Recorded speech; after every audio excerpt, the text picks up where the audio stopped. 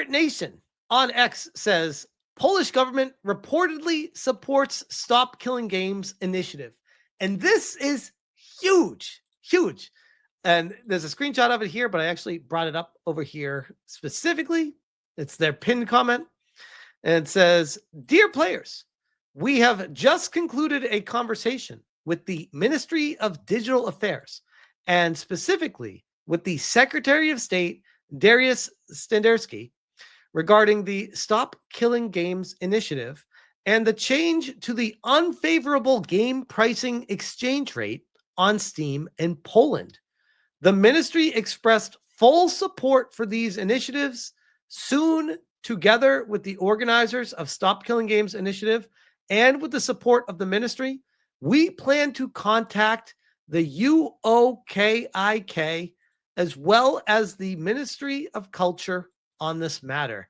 We will keep you updated on the progress," and tags the people that they're talking about. And the UOKIK is the Office of Competition and Consumer Protection in Poland, in case you're wondering who that is. And this is the website of them, but it's, oh no, it automatically translated it. So there we go. So they're the Office of Consumer Protection, actually caring about the people of Poland and their purchases. I feel like the rest of the world could learn a thing or two from Poland. This comes to us from Eurogamer Poland, and translated into English, it says, "Stop Killing Games has received support from the Ministry of Digital Affairs. Polish prices on Steam were also discussed. The minister also wants to interest the Office of Competition and the Consumer Protection and the Ministry of Culture in the case." This is huge. This is huge because it's getting one area to potentially put into law some changes in favor of Stop Killing Games. And this was the whole intention of Ross from the get-go, going to the UK, trying to get something to happen there. And if something changes, then ideally game companies will be like, well, if we're changing it for this one area here, then we'll just do it everywhere, because we're not going to make the game available for open access for people just in this case, Poland, and then not do it everywhere else.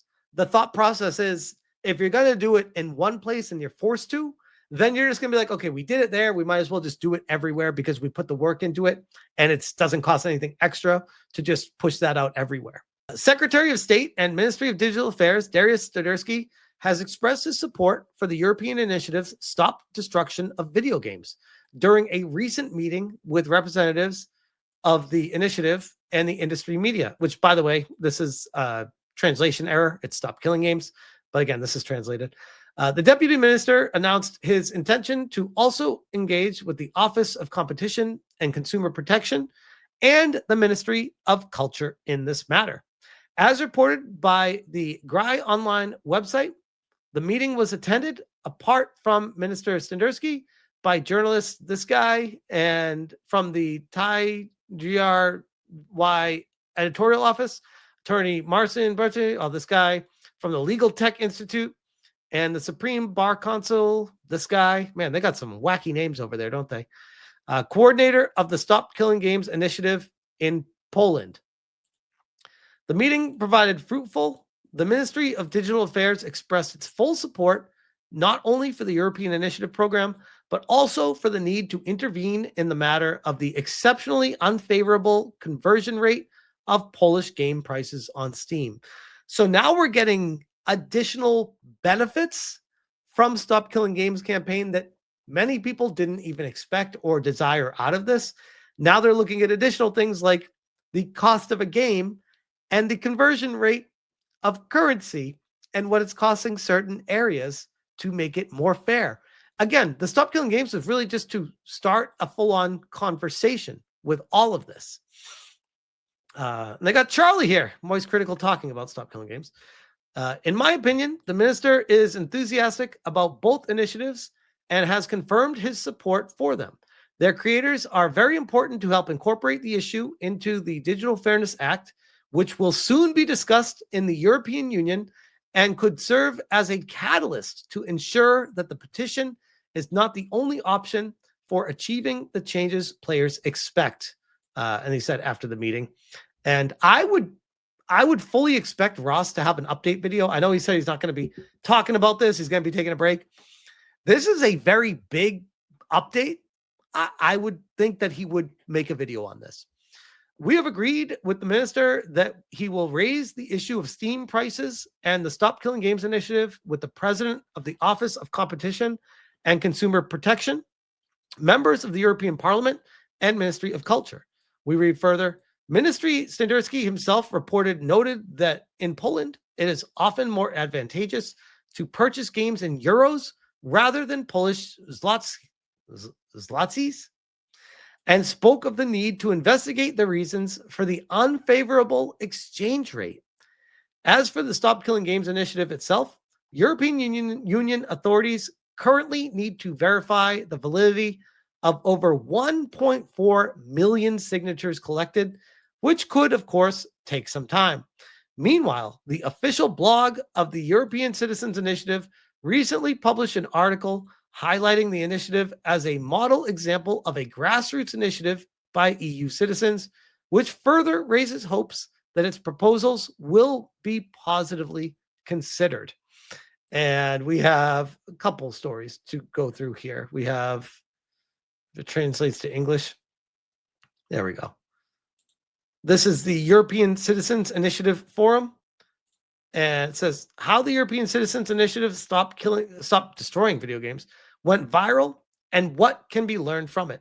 And I'm not going to go through all of this, but basically talking about how a grassroots campaign, if you have the right agenda and the people backing the idea and it makes enough sense and there's enough pressure to push forward with it, it will eventually succeed. I think, ironically, without Pirate Software being involved in this, it would be a very different outcome. It would be a very different story. But ever since that Pirate Software situation and Moist Critical blew up, and Charlie, that was a great video. Charlie was like, hey, I tried to talk to him, tried to talk sense into him. And the guy was just being, I'm paraphrasing, he was just being retarded. And then Asmongold talking about it, Notch talking about it. And then when PewDiePie made a video on it, PewDiePie exploded it. Like PewDiePie still, I know he's not like mainstream like he used to be, but when he wants to talk about something that is very topical, people will take interest and listen. They will tune in and be like, oh, what does PewDiePie have to say about this? What's he got? Like 100+ million subscribers? So yeah, even if he's not full on in on everything right now, if he shows up and says, hey, I want to talk about this Stop Killing Games thing, that's going to propel this thing straight up, which it did. If you look at the bar graph of the signatures, after PewDiePie made his video talking about this and made a post about it, it went like, it was going like straight across, and then it just went straight up just from PewDiePie alone. And sometimes the grassroots campaigns, it's kind of interesting. Like, you can have a whole bunch of people that care, but the masses of people get to the bigger personalities that can reach even more people and magnify the conversation 100-fold, 1,000-fold, 10,000-fold than what it was before. So it's almost like a grassroots campaign starts with the smaller group of people that reach bigger people, which reach bigger people until it gets to the top that reaches everybody. A community of 4,000 volunteers. Behind the scenes, the campaign was supported by a network of around 4,000. I did not know that. That's a lot of people. That's a lot of work that goes into it. Coordinated entirely through Discord. The structure allowed for targeted messaging in key countries and the deployment of swarms of volunteers into online spaces to build critical mass. In some cases, teams of 20 volunteers joined live chats, sending messages to game content creators to capture their attention, and in turn, the attention of thousands of viewers. And this is the other article that got linked with this situation. This comes to us from GRY Online, and again, translated to English. So easy on it. It says the Ministry of Digital Affairs supports gamers in the Stop Killing Games campaign and the inflated pricing of games on Steam in Poland. We spoke with the Secretary of State. The first talks between representative gamers and the media and the Ministry of Digital Affairs were successful. The ministry declared its full support for Stop Killing Games initiative and efforts to improve the fairness and game prices on Steam. First results, joint effort, and the recent videos. I'm not going to go through all this because it's a lot of the same stuff we just talked about from the other article, but we'll go here.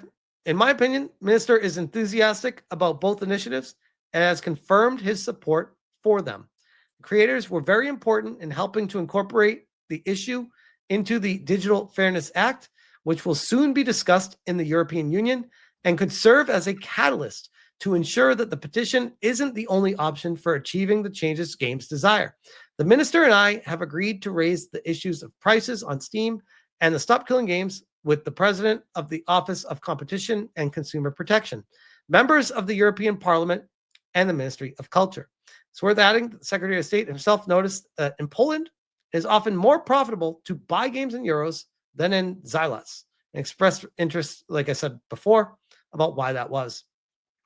Thank you to everyone who shared our TikToks, Reels, and videos. As you can see, the first results are already visible, and that's also thanks to you, said Resnar. So yeah, massive, massive update with Stop Killing Games.